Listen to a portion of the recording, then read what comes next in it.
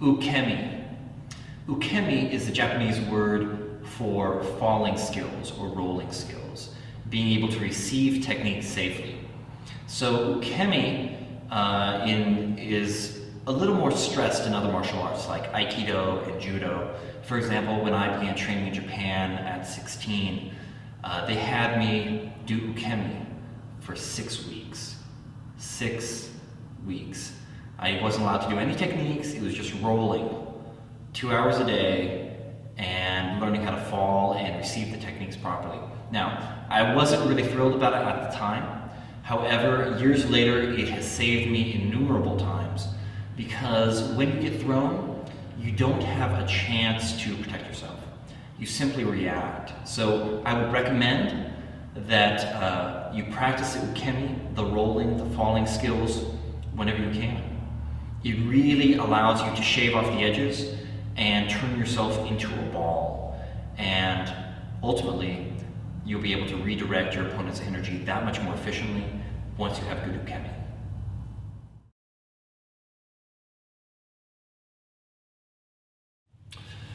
Forward rolls are where we're going to start.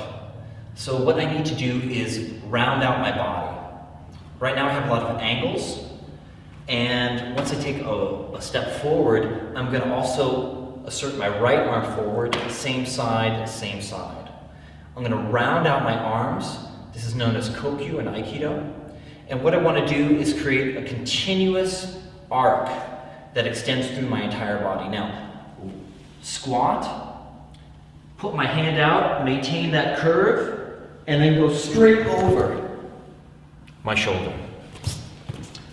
What's important to avoid is going sideways. I don't want to turn my head. It's very natural to want to turn your head, and you start your turn, you turn your head, and then you end up doing some kind of barrel roll sideways. That's really not that safe, especially if you get thrown. There's a lot of torsional stress on your low back here. Let's avoid that. What we want to do is have our hips go directly over our head. So I squat down, round out my arms here. I can even use this as a brace as I feed my right arm through, tuck my chin, and then have my hips go directly over my head.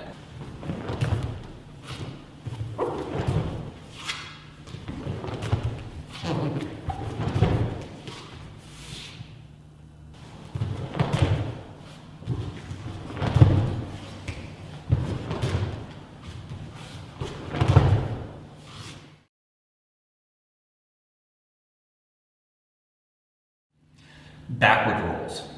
Backward rolls are just like forward rolls, except we're going the opposite direction.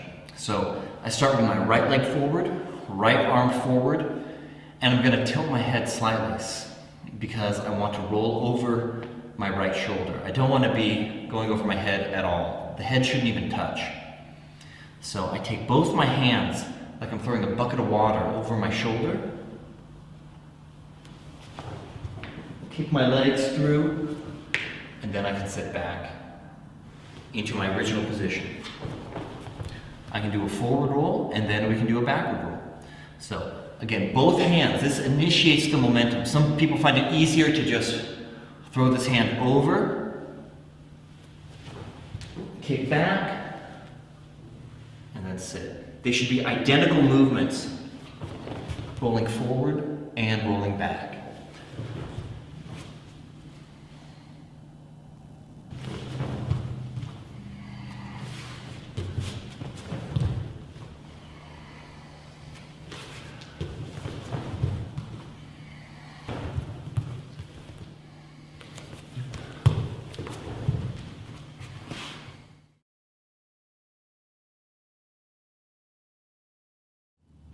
There are several styles of ukemi that I've learned over the years, according to different martial traditions. Judo has one way, Aikido has another way. BJJ is barely even emphasized, which I understand because nobody's really going to tap to good ukemi or a beautiful forward roll. However, it really is the most practical aspect of the martial arts.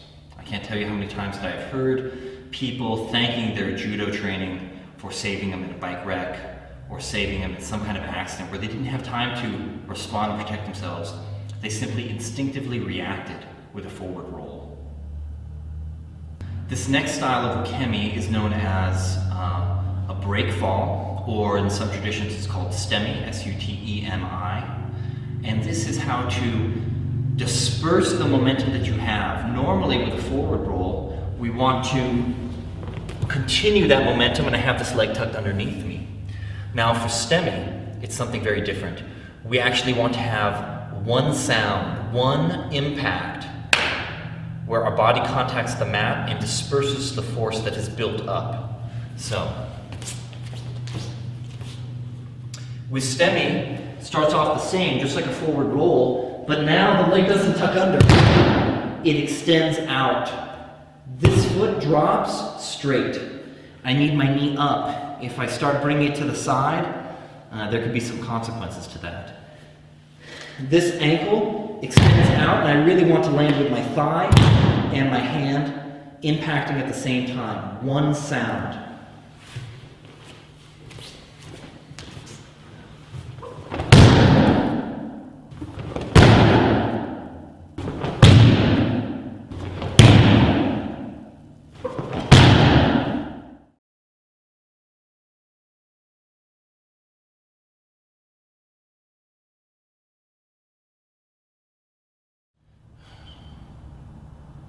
A great technique to understand how hip throws operate is ogoshi, or the major hip throw from judo.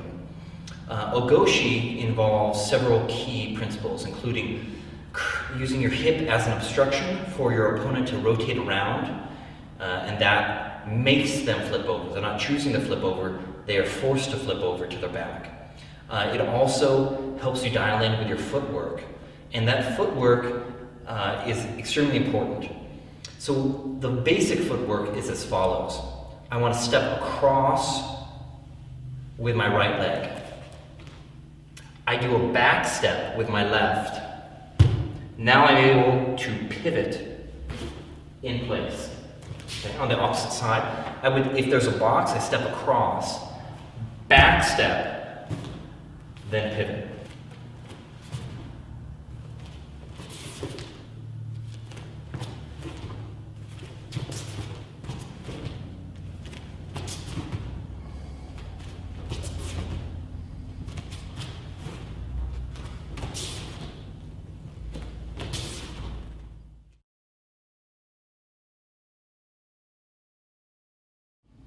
I'm all tied up at TJ.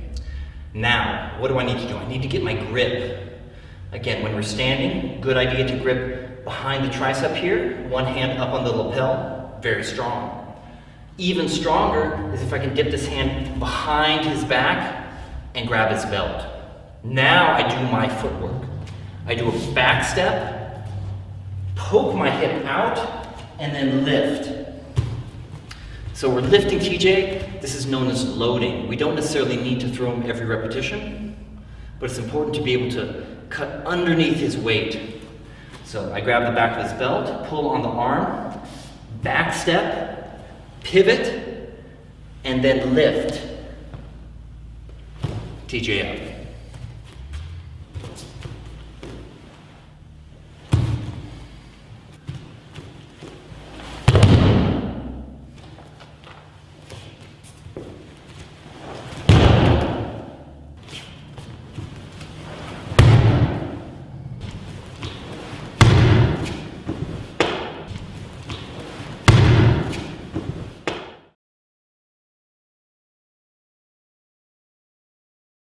This technique can also be found in judo. It's known as o-uchigari, the major inner reap. But with this technique, I have found the wrestling style variation to be a little bit more effective. In judo, we circle that leg out. However, in this style variation, we still backstep, but instead of circling that foot, we drop immediately to the knee, catching their heel behind us, and then we use our body weight to finish the trick. You'll see what I mean. I have my grip on TJ for TJ to go flying with ogoshi, but he's a little bit wary to that. So as I go for my ogoshi, he throws his hip forward. Perfect time to drop behind the heel, grab around his waist, then drop down. here, I have my hand ready at his knee, so I can pop over and pass the guard.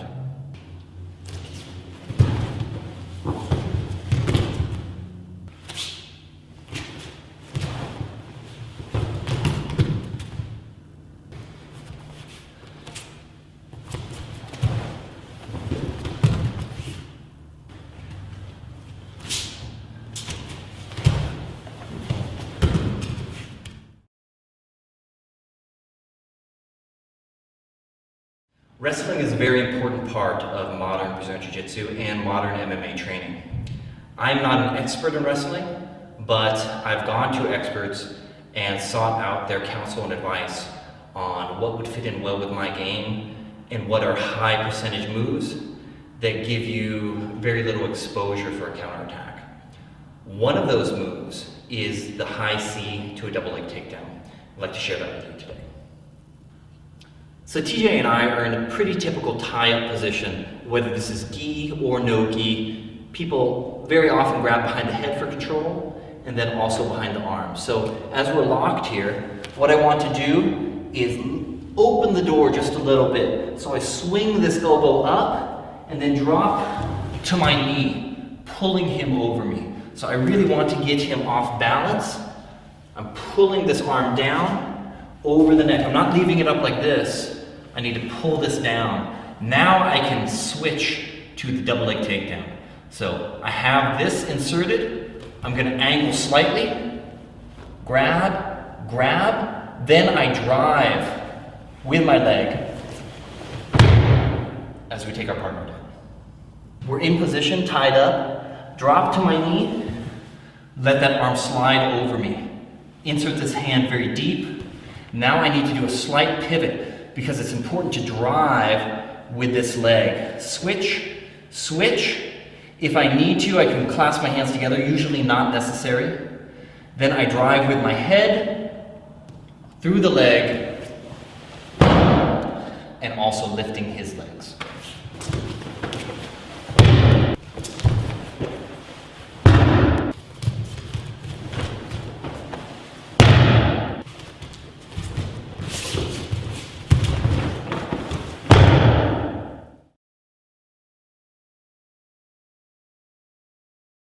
Pummeling is a traditional warm-up exercise from wrestling that is a very important part of BJJ and stand-up grappling. As shown in MMA, the clinch position is a major position in modern martial arts. So it's important to get familiar with that range and get sensitive to your partner and the pressure that they give you. TJ and I are intertwined. I have one arm around his tricep, the other one is coming up around his lat. He has the same position on me. Now, when I feel that there's a break in between our bodies, I slide my hand in that hole, he does the same thing, and then we switch our feet to the other side. It's not about me beating my partner. Oh, I got my hand in faster than you. It's important to match their speed and fill in that hole.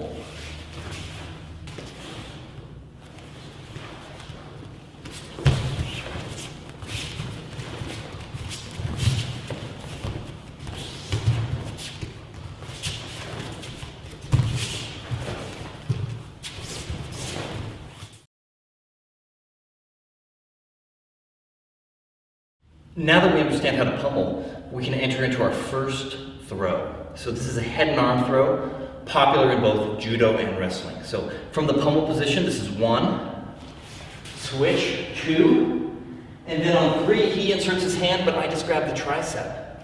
He continues his motion, and I wrap over the head. 1, 2, 3. 1, 2, 3.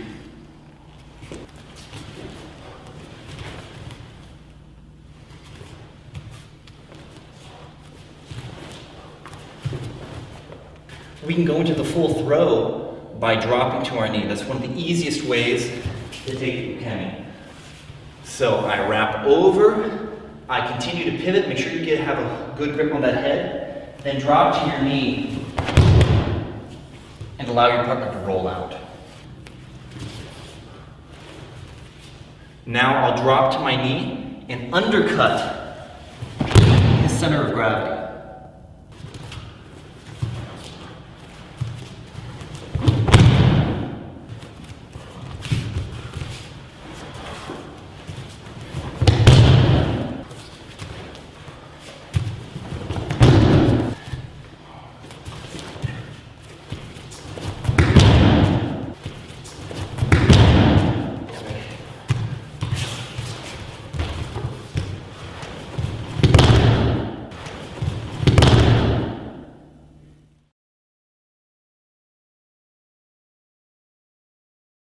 Our next technique is a lateral drop. And lateral drop is a really beautiful technique in its simplicity.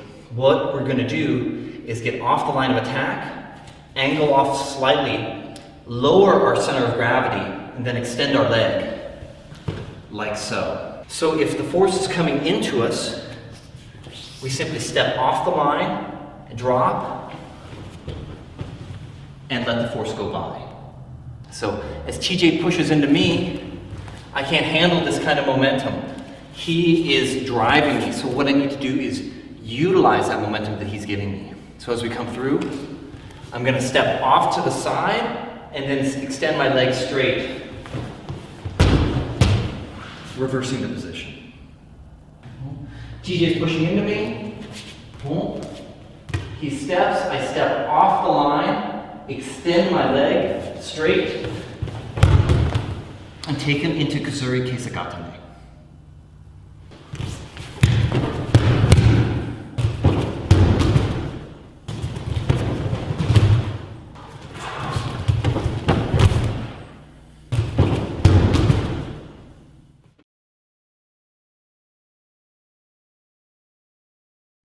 If TJ and I haven't touched yet, or we've separated our bodies, this is a great opportunity for the double leg takedown.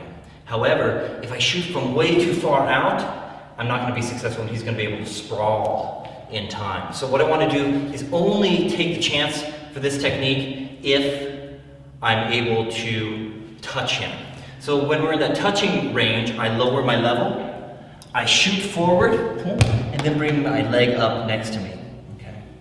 So it's possible I could get the technique here by just driving with my shoulder, but I always prefer to wrap this leg around the heel and follow up with a trip.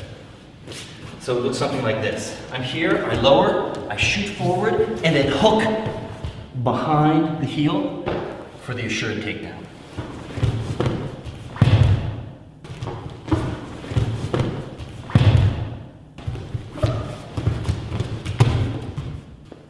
Penetration on your shot is very important.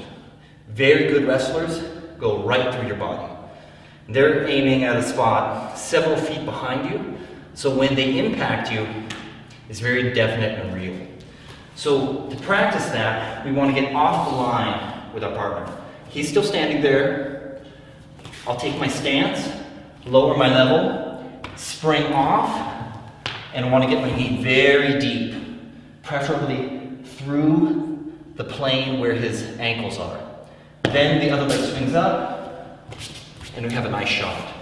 It's incomplete to just stay here. We need to swing this leg up, a little bit tough on the top of the foot if you bring it straight up. I prefer an arc here, and bring your leg through. So with a partner, shoot.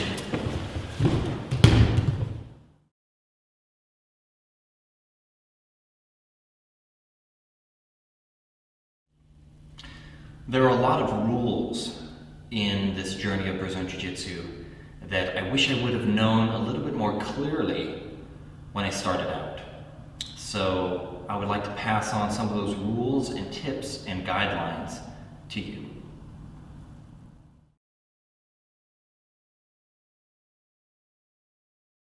Tip number 1, know where you're going. You need a destination in BJJ, otherwise you'll just be doing wheelies in the parking lot. So what we want to do is know our destination, and that is, in my position, passing the guard. So if you are in somebody's guard, go to posture, do whatever it takes to open their ankles, and then start the guard passing process. Sometimes that's driving your heel of your palm into their hips and then breaking open the ankles in this manner. Sometimes that's simply locking down their hips and then jumping to your feet. Other times, it's putting your weight in the biceps so you can stand up, get your knee in that tailbone, and then break the guard like so.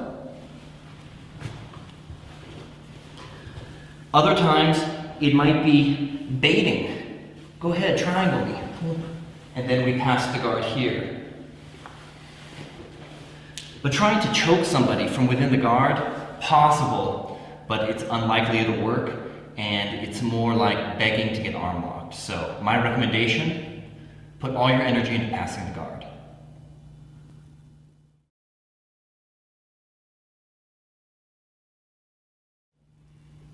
Where do I grip? That is an important question that needs to be answered so that you are able to affect your techniques with maximum leverage and the least energy expenditure. So where do you grip? Well, if you're in the guard, you want to put your palms against their biceps, drop your head to prevent against chokes. Gripping the belt is also a good idea. You can also grip the two lapels while you're inside the guard to protect and maintain the integrity of your posture. If I'm attempting to pass the guard or in the process of passing the guard, then I want to have my hands on the knees of my opponent. So if TJ puts his feet up at my hips, what I need to do is put my hands on the inside of his knees. This way, I'll be able to drop my elbows, work his feet off of my hips. I can also jump back, drop my weight down, pass the guard. And if I happen to be going sideways, same thing here, I can also grip the inside on this leg and drive my weight and my shoulder into his legs. It's another way of killing the legs or another way of immobilizing his legs through my body weight.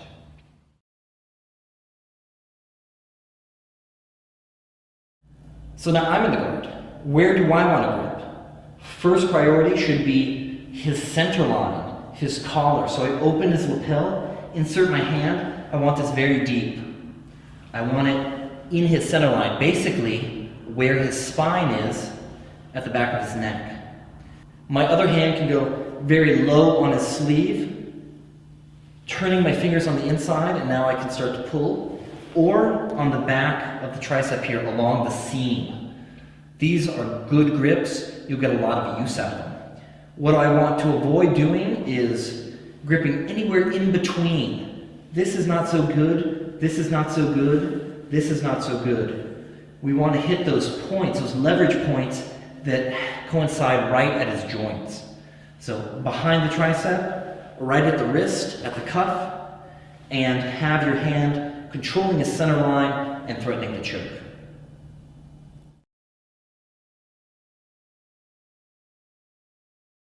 How to use other parts of your body. When we start BJJ, we're used to doing everything with our hands. We brush our teeth, we comb our hair, we do everything with our hands. And so if I'm in side mount here and I want to get TJ's arm down, maybe I start pushing it down like this because I'm used, that's what I want. I'm trying to make him put his arm down and I'm trying to force it with my hands.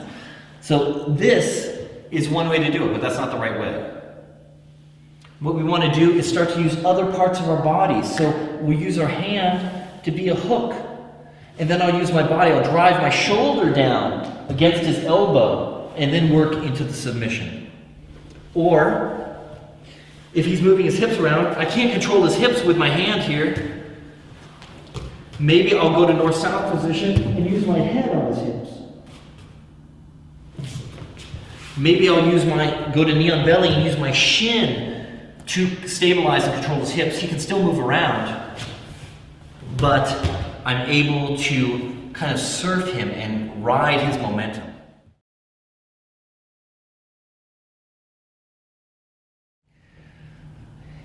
It works just the same on the bottom. I don't want to use my hands to lift him. My arms are going to do it. I'm in a poor leverage position anyway because my wrist is already back here. So what I want to do is move me. I never move him. I always move myself. I might crack the door open just a little bit, then I move my hip out and then maybe circle this around. But note, I'm not really bumping him. I'm moving in the space around him.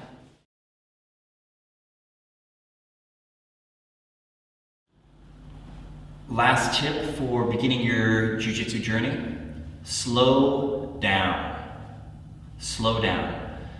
You feel a lot more when you slow down. If you start going and you are trying to do something to your opponent, you're not working with them, but you're actually trying to do something to them, that is where you do not feel what they're doing because you're so engrossed in your own movement. You're not sensitive and receptive to feeling what they're doing. And ultimately, you want to respond to what they are doing, not dictating from on high. It doesn't work like that. So slow down. Second reason to slow down, other than increased sensitivity, is better gas economy, better fuel economy. I can't tell you how many times I've heard, man, I need to work on my cardio, I need to do this, I need to get in better shape. You don't need better cardio, you need better fuel economy. At a white belt, you're getting 5 miles a gallon. Some people I've seen get even less. So what you want to do is extend that. You want to start at 5 miles a gallon. Eventually, once you learn to move your hips, you're at 10 miles a gallon. Once you get purple belt, then you're 20 miles a gallon. Brown belt, 30. Black belt is about 35 miles a gallon. So you don't need a bigger gas tank. You don't need more cardio. What you need is better fuel economy. Trust me on that.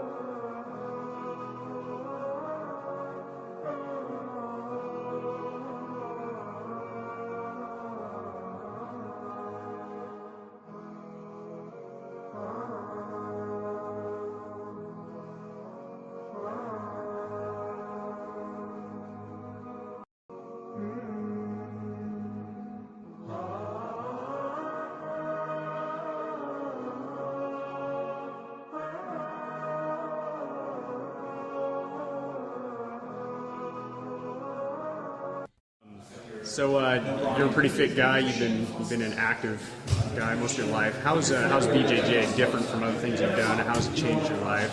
What kind of effects has it had for you? Positive for sure. You know, I grew up playing sports my whole life, and there was a point where career kind of took over my time, and I didn't have time for the organized sports anymore. So I took up kind of weight training, and then found that, you know, weight training by itself can make you feel good. It can make you look good, but it's not enough. I wanted to use that to do something special, maybe add some intensity to my life. So I found jiu-jitsu, and I think what's really great about jiu-jitsu is it's kind of that intersection where the mental, the physical, and the spiritual all kind of combine, and the weight training coupled with that it's just been an incredible experience. And you know, jiu-jitsu, once you learn the techniques and the flow of it and using someone else's energy for yourself, you can also use it off the mat. How you handle normal situations at work, at life, the way you think. It's just given me a sense of peace that I didn't have before. Awesome.